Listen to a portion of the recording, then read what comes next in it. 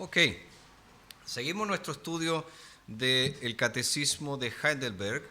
Estamos en nuestra lección número 3, que corresponde al domingo 2 de este catecismo. Si hacemos un poquito de memoria, el Catecismo de Heidelberg está estructurado en 52 domingos o en 52 días del Señor, a fin de que uno pueda tratar todo el contenido del catecismo en un año. Y es por eso que algunos domingos abordan más de una pregunta, como por ejemplo en el día de hoy, que vamos a ver las preguntas 3, 4 y 5. El título para esta lección es Misericordia y Amor. Misericordia y Amor. Y quiero invitarles a que puedan abrir sus Biblias en Mateo capítulo 22. Vamos a leer los versículos 37 al 40. Mateo 22, versículos 37 al 40. Dice así la palabra de nuestro Señor. Jesús le dijo: amarás al Señor tu Dios con todo tu corazón y con toda tu alma y con toda tu mente. Este es el grande y primer mandamiento. Y el segundo es semejante a él: amarás a tu prójimo como a ti mismo. De estos dos mandamientos dependen toda la ley y los profetas. Entonces, estos versículos son importantes porque en base a ellos se responden las preguntas 3, 4 y 5 del catecismo. Vamos ahí con la pregunta 3, que dice: ¿cómo llegas a conocer tu miseria? La respuesta es: la ley de Dios me la da a conocer. La 4 nos dice: ¿qué nos exige la ley de Dios? Cristo nos lo enseña de manera concisa en Mateo 22, 37 al 40. Ama al Señor tu Dios con todo tu corazón, con todo tu ser y con toda tu mente. Este es el primero y el más importante de los mandamientos. Y el segundo es similar: ama a tu prójimo como a ti mismo. De estos dos mandamientos dependen toda la ley y los profetas. Y la pregunta 5 dice: ¿puedes vivir a la altura de todo esto de manera perfecta? La respuesta es no. Tengo una tendencia natural a odiar a Dios y a mi prójimo. Entonces fíjense que lo que hacen estas tres preguntas es efectivamente mostrarnos nuestra miseria. Porque se acuerdan que en la primera lección dijimos que el catecismo de Heidelberg se estructura según la siguiente dinámica: pecado o culpa, gracia, gratitud. Culpa, gracia, gratitud. Entonces comienza tratando de la culpa. Antes de tratar de la gracia de Dios, él trata de la culpa, de nuestra miseria. Y la manera más perfecta que tiene el catecismo y obviamente la palabra de Dios de mostrarnos nuestra miseria es contrastando nuestras vidas ¿con qué? Con la santa ley de Dios. Y ahí nos damos cuenta cuán miserables somos, porque estamos muy lejos de cumplir el patrón establecido por Dios. Entonces, comparado con la gran cantidad de tiempo dedicado a otros temas, fíjense que el catecismo de Heidelberg no dedica mucho tiempo a la doctrina de la depravación humana. Nos habla así de nuestra miseria, nos habla de la culpa que fluye de esa miseria, pero no profundiza mucho en lo que es la depravación total del ser humano. De hecho, la sección de la gracia en el catecismo cubre 27 días del Señor. Y esto corresponde a 74 preguntas y respuestas. La sección de la gratitud es un poquito más corta. Cubre 21 días del Señor y 44 preguntas y respuestas. Ahora fíjense, la sección de la culpa es la más corta, con solo 3 días del Señor y 9 preguntas y respuestas. O sea, ahí inmediatamente nos damos cuenta de cuál es el principal énfasis del catecismo. Está obviamente en la gracia del Señor. 74 preguntas o 74 días del Señor tratando de la gracia del Señor versus solamente 3 días del Señor, 3 domingos, tratando acerca de la culpa. Entonces, obviamente, los autores del Catecismo de Heidelberg querían que fuera un instrumento de consuelo este documento, no un instrumento de condenación. No era para que la gente se sintiera pésimo, no es para que la gente se sintiera desesperada, sino para que tuvieran consuelo. Y nosotros ya vimos la primera pregunta: ¿cuál es tu único consuelo, tanto en la vida como en la muerte? Que no me pertenezco a mí mismo, sino a mi fiel Salvador Jesucristo. Ahí está inmediatamente el consuelo. Pero obviamente los autores se dieron cuenta que el consuelo verdadero, el consuelo duradero, solo puede llegar a aquellos que necesitan ser consolados. Aquellos que dicen, no necesito consuelo alguno. Y ¿se acuerdan que dijimos lo que es consuelo para el Catecismo de Heidelberg? ¿Alguien se acuerda de qué era?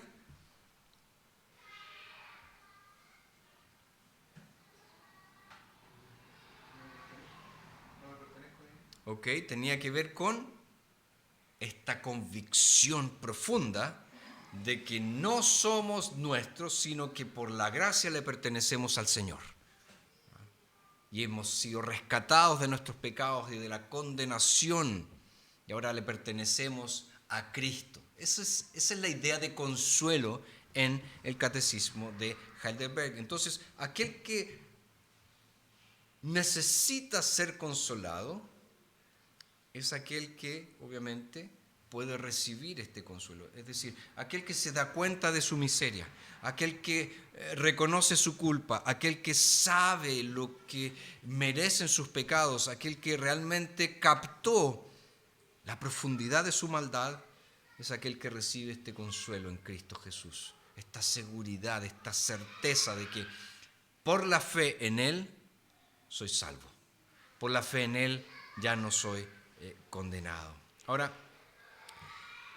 lo primero que necesitamos para experimentar el consuelo del Evangelio es obviamente sentirnos incómodos con el pecado. Las personas que no se sienten incómodas con el pecado, ¿para qué van a querer el Evangelio? Están felices como están, viven sin ningún problema. Su conciencia tal vez ni siquiera los acusa porque ya está tan encallecida, está tan endurecida la conciencia que en realidad no interesa la forma como estoy viviendo. No tienen ese peso.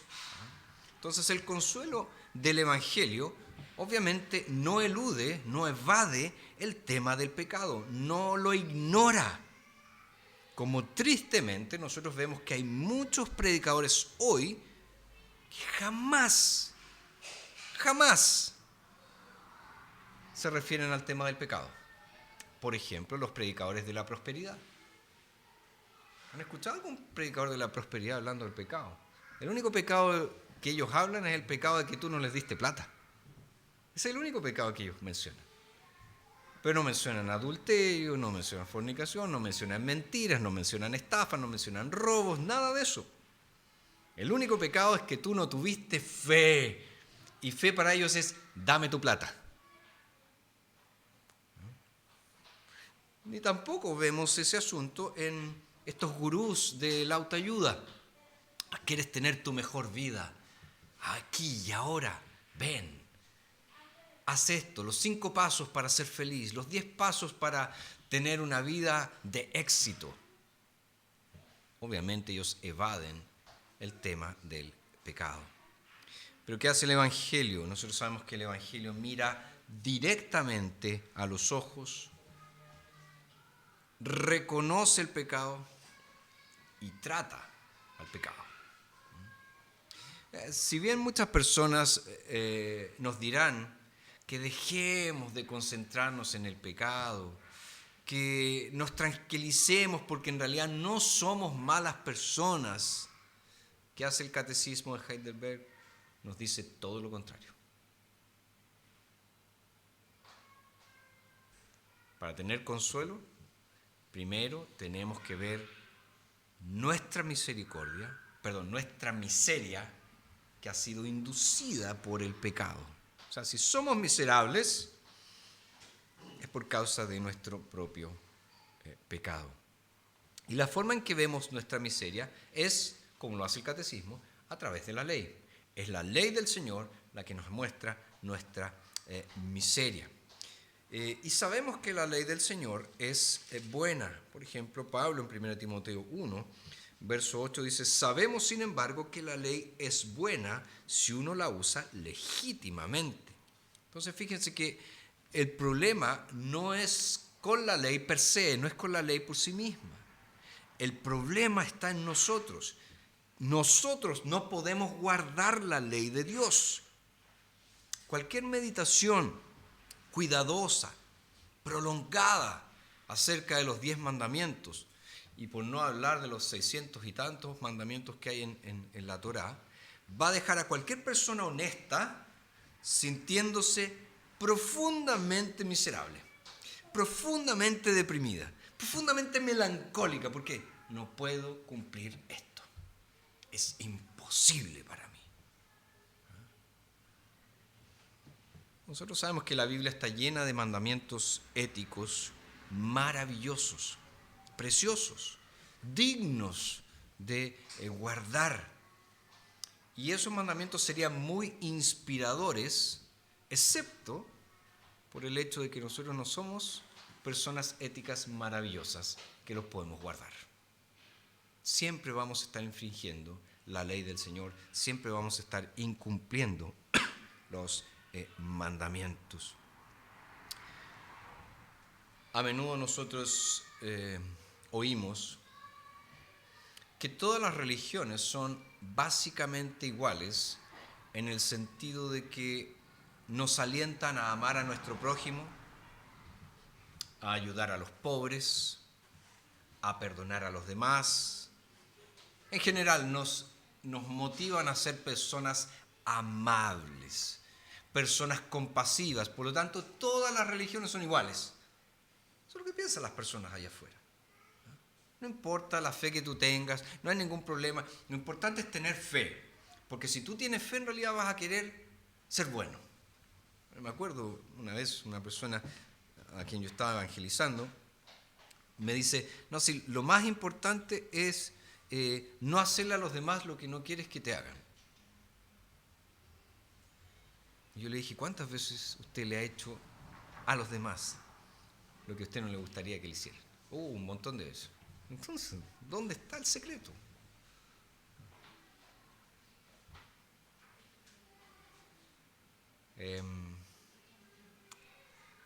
Si pensáramos que pudiera ser posible, ¿verdad?, que nosotros fuéramos personas buenas, amables, compasivas,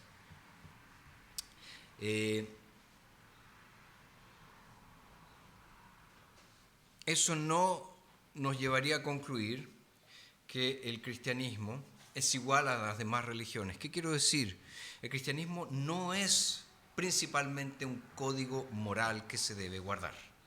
Y eso nosotros me imagino que lo sabemos. El cristianismo se trata principalmente de un Dios que salva a personas que no pueden guardar ese código moral. Entonces, la ley no me inspira a ser mejor, o como dicen algunas personas, a encontrar a Dios dentro de mí. No, ¿qué hace la ley? La ley me golpea. La ley me humilla. La ley me muestra cuán miserable soy. Eso hace la ley de Dios. Y yo imagino que esa ha sido la experiencia de todos los que estamos acá, ¿o no?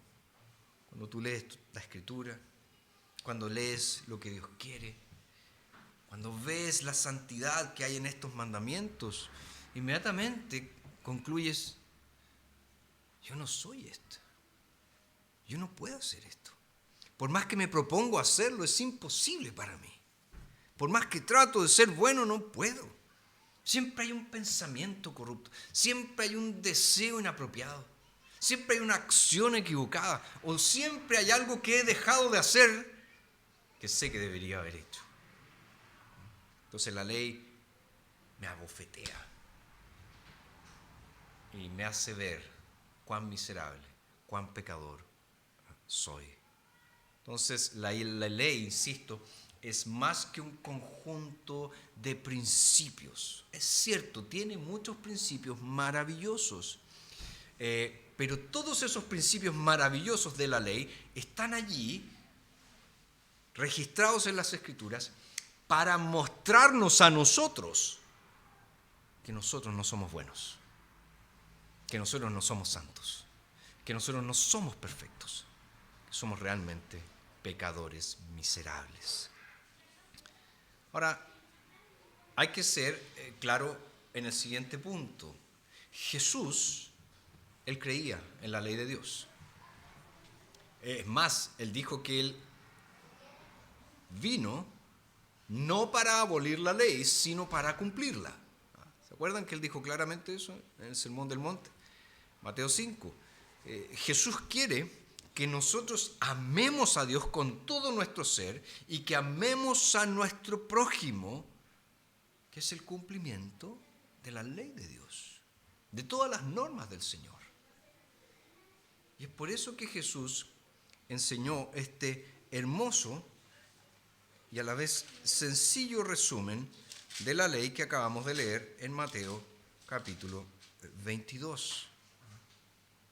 Acuérdense el contexto. Dice, entonces los fariseos, al oír que había hecho callar a los saduceos, se reunieron de común acuerdo. Uno de ellos, intérprete de la ley, ojo, le preguntó para probarle. Es el contexto en que Jesús presenta este resumen. Y le dice, maestro, ¿cuál es el gran mandamiento de la ley?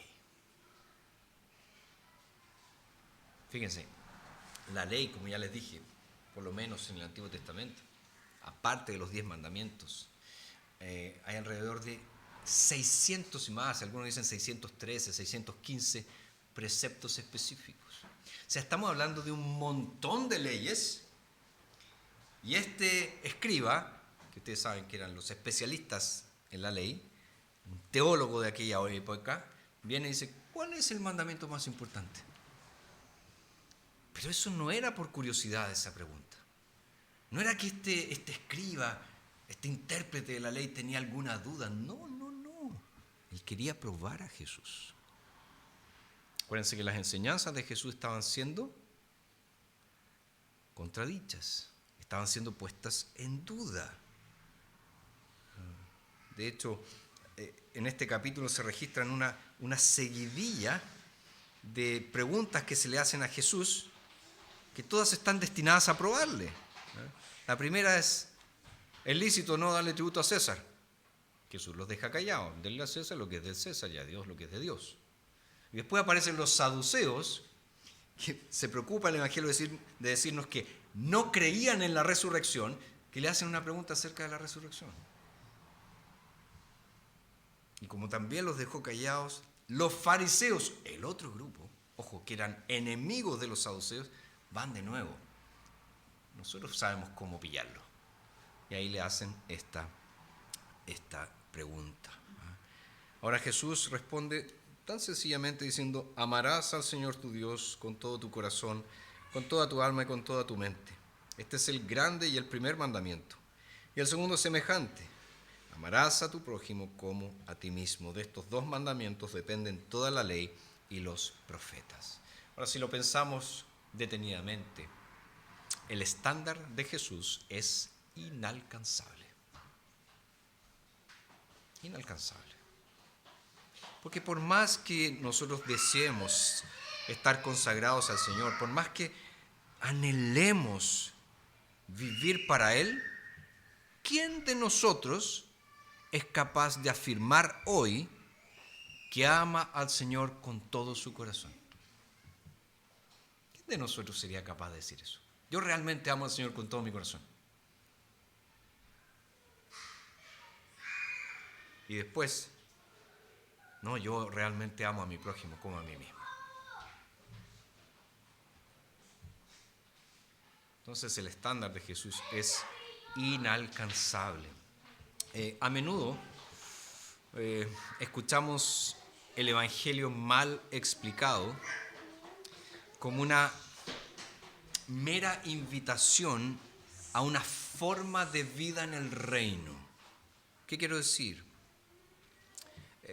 Se afirma que la declaración de Jesús, esa que nosotros encontramos, por ejemplo, en Juan 14:6, yo soy el camino, la verdad y la vida, nadie viene al Padre sino por mí, significa simplemente que Jesús es la mejor manera de vivir. Y eso es todo. Ahora, ciertamente, estar en Jesús, estar en Cristo es la mejor manera de vivir. Pero ¿qué es lo que pasa? Ninguno de nosotros vive como Jesús. No podemos. Nunca lo hemos hecho y en esta vida nunca lo vamos a hacer. Y no vivimos como Jesús porque, ojo, sin la obra del Espíritu Santo en nuestras vidas, obviamente no podemos vivir como Jesús. La mayoría de nosotros, por ejemplo, no podemos mantener nuestras casas limpias como nos gustaría. Especialmente los que tenemos hijos chicos. Uno sueña con entrar al living y que esté ordenado alguna vez. Pero incluso aquellos que no tienen hijos. Pucha, cómo me gustaría que la casa esté limpia y nunca está limpia. Pregúntale a estas personas que son maniáticas por la limpieza. Siempre van a encontrar que algo está sucio. Acá hay polvo. Pero le pasé el paño y sigue habiendo polvo. También, ¿a cuántos de nosotros nos gustaría administrar nuestro tiempo de la mejor forma? Pero no lo hacemos. Me falta hacer esto, se me olvidó esto, no tengo tiempo para hacer esta otra cosa. Entonces, si en esas cosas pequeñas nos damos cuenta de que no cumplimos con el estándar, ni siquiera el estándar tal vez autoimpuesto, ¿qué nos hace pensar de que podemos vivir como Jesús? ¿Qué nos hace pensar de que podemos hacer todo lo que el Dios Santo exige de nosotros?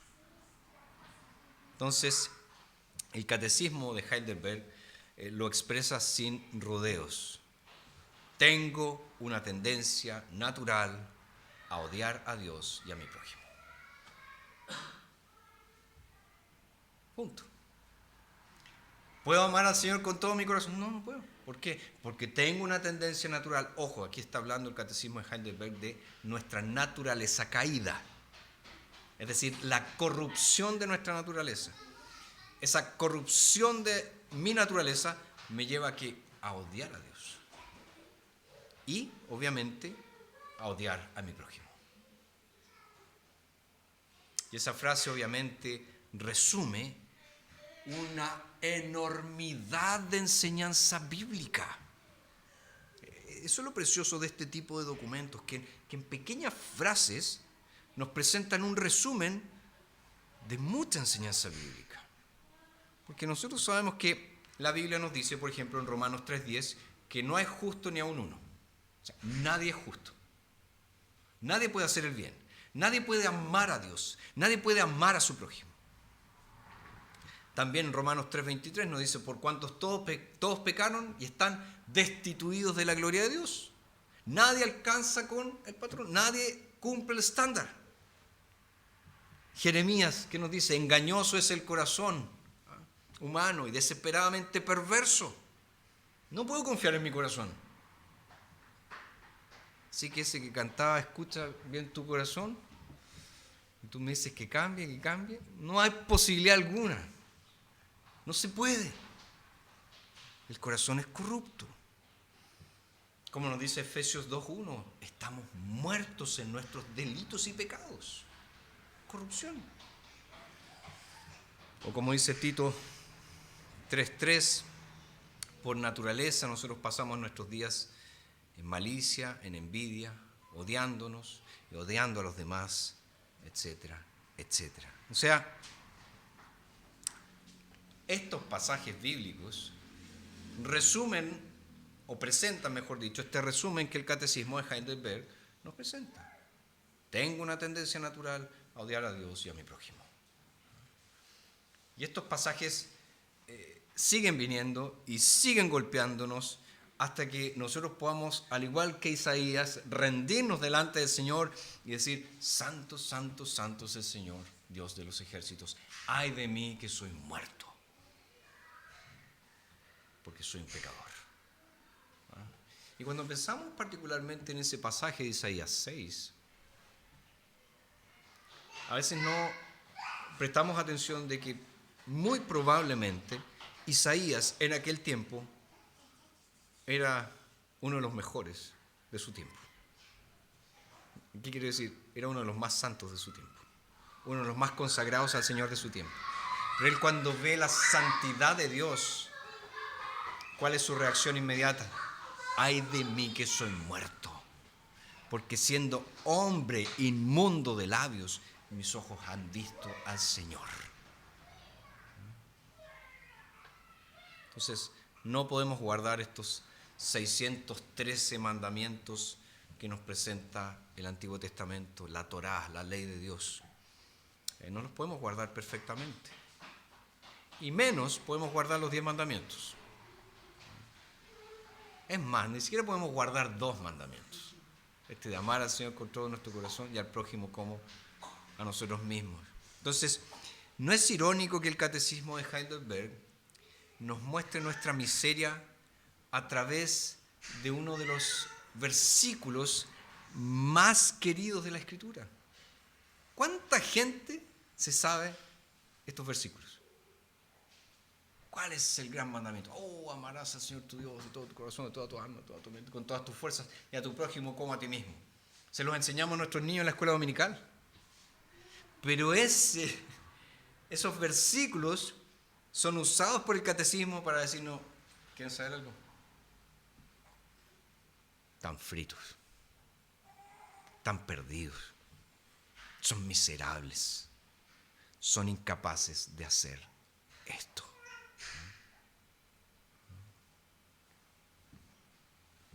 Hay algunas personas que dicen: no, si el principal de los mandamientos es el amor. Amemos a Dios y amemos a nuestro prójimo. ¿Pero realmente amo a Dios y amo a mi prójimo como me exige la Escritura? No. Hay personas que dicen: evita todas disputas teológicas, esta cuestión entre ser bautista, ser presbiteriano, ser anglicano, ser lo que sea. No, evita eso. Ama a Dios, ama a tu prójimo. Eso es lo que significa ser un discípulo de Jesús. Pero ¿cuál es el problema? No amo a Dios, no amo a mi prójimo. Entonces todo ese discurso que puede parecer muy lindo no significa nada, nada. Entonces, ¿a dónde acudimos en busca de consuelo cuando despreciamos a Dios, cuando odiamos a Dios, cuando ignoramos a nuestro prójimo por enésima vez? ¿Realmente amas a Dios con cada fibra de tu ser? ¿Nunca has antepuesto ninguna persona antes que Dios? ¿Realmente amas a tu prójimo como a ti mismo? ¿Siempre buscas el progreso de los demás? ¿Siempre estás dispuesto ahí para resolver las necesidades de los demás antes que a ti mismo? ¿O siempre estás tratando a los demás como deseas que te traten a ti? La verdad que no.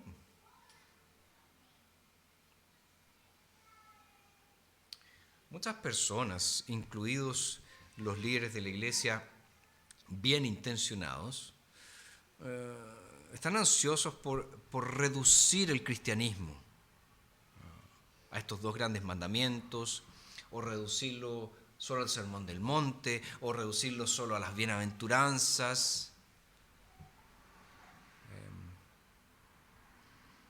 Pero si todo lo que tengo son las intenciones éticas de Dios para mi vida, en realidad estoy perdido. En realidad podría andar deprimido todo el día. ¿Quién se acuerda de Winnie the Pooh? ¿Se acuerdan de Winnie the Pooh? Hay mucha teología en Winnie the Pooh. ¿Cómo se llamaba el burro? ¿Se acuerdan? Ihor. Ihor. Andaba todo el tiempo deprimido. Ihor. Porque no tenía cola. Porque no tenía la cola. Hasta que finalmente le ponen la cola, pero sí, igual de deprimido. Entonces, si nosotros nos quedamos con ese cristianismo que algunas personas presentan, que es solo un cristianismo ético, realmente tenemos que vivir como el Ihor. Deprimido. ¿Por qué? Porque soy incapaz de cumplir la ley de Dios. No puedo. Es imposible para mí. Mis propios esfuerzos para ser una buena persona, en comparación con lo que Dios realmente requiere de mí, no son nada.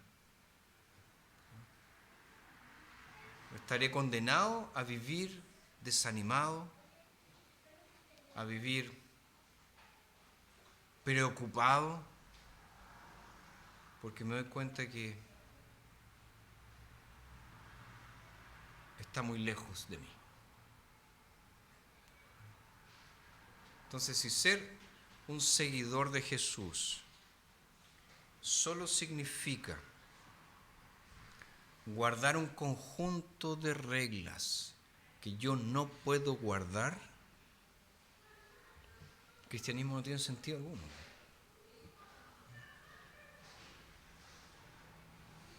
Por eso, como lo hace la primera pregunta del Catecismo de Heidelberg, seguir a Jesús es, ante todo, una declaración de lo que Él ha hecho por mí. Él guardó la ley por mí. Él cumplió perfectamente la ley por mí. Él.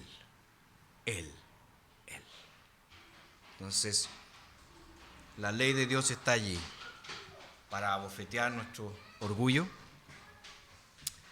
para mostrarnos cuán insignificantes son nuestros mejores esfuerzos, también para revelar la perversidad que hay en nuestros corazones, porque todos nosotros tenemos un concepto bastante alto de nosotros mismos, ¿no es verdad? Sí, yo he hecho esto y esto, pero no soy tan malo como ese. Normalmente nos decimos eso. Sí, es cierto, yo peco, ya sí es cierto, tengo mal genio, sí es cierto, yo de repente me porto mal, pero yo no soy un asesino, po. No soy un narco, esos sí son malos. Po. Pero Dios dice, ¿infringiste mi ley? Era exactamente igual que ellos, que un asesino, que un narco, etc. Entonces, guardemos eso en nuestro corazón, porque es muy importante. El cristianismo no es una serie de reglas que debemos cumplir. El cristianismo es principalmente una declaración de lo que Cristo Jesús ha hecho por mí, no solo cumpliendo perfectamente la ley, sino muriendo para pagar el precio por mis pecados. ¿Dudas, preguntas, comentarios? Los de la casa también, si tienen alguna.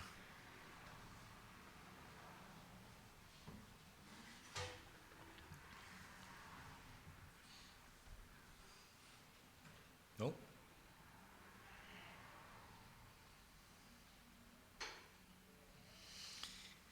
Oh, ¿sí?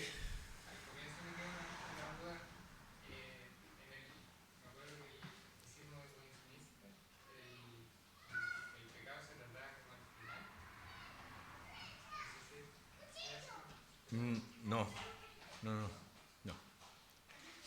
De hecho, lo que dije es que el Catecismo de Heidelberg, cuando trata del pecado, comparado con lo que se refiere a la gracia de Dios, es muy poco. ¿Por qué? Porque la intención de sus autores era traer consuelo a un cristiano, que no fuera un instrumento de golpearlo, pero sí era necesario decirle desde el comienzo cuál es su miseria. Westminster trata del pecado cuando habla del ser humano y de la caída. Bien al inicio. Si no me falla la memoria, capítulo 7. Entonces, es bien al inicio también. Lo que pasa es que parte de una manera diferente. Esa es la confesión de fe, perdón. Y el catecismo menor ya, pregunta 6, 7, ya empieza a tratar de esto.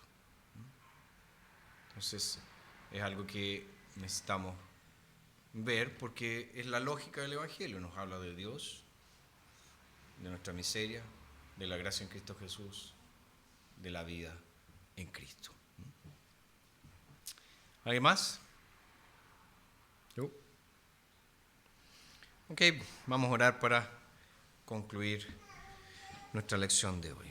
Señor, gracias te damos por que tú nos has mostrado en tu palabra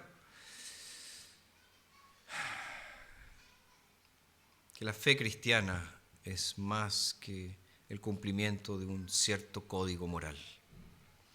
La fe cristiana es depositar nuestra seguridad en Cristo Jesús, porque Él ha hecho lo que para nosotros es imposible. No solamente cumplir la ley, sino morir, pagar lo que nuestros pecados merecían. Y es por eso que te rogamos que la contemplación de nuestra miseria humana nos lleve inmediatamente a contemplar la grandeza del Redentor. Y ahora, Padre, te rogamos que prepares nuestros corazones para el culto que te vamos a ofrecer, que podamos disfrutar de tu presencia en medio nuestro y ser realmente impactados hoy con tu palabra. Rogamos estas cosas en el nombre de Jesús. Amén. Muchas gracias.